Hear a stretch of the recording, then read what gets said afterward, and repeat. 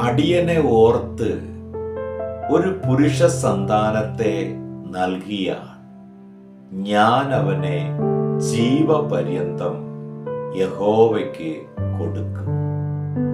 Hannah ഇത് പറഞ്ഞു തീർന്നതും വർഷങ്ങളായി അടഞ്ഞിരുന്ന അവരുടെ ഗർഭാശയം തുറന്നു. പ്രിയരെ, മണിക്കൂറുകളോളമുള്ള അലസമായിരിക്കുന്ന അതര വ്യായാമങ്ങളല്ല പ്രാർത്ഥന.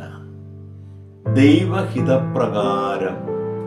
ദൈവം കേൾക്കുവാൻ കൊതിക്കുന്ന ഒറ്റ വാക്ക് മതി അടഞ്ഞത് തുറന്നു വരും. ചലിക്കാത്തത് ചലിക്കും. അസാധ്യങ്ങളെ സാധ്യമാക്കും. God bless U.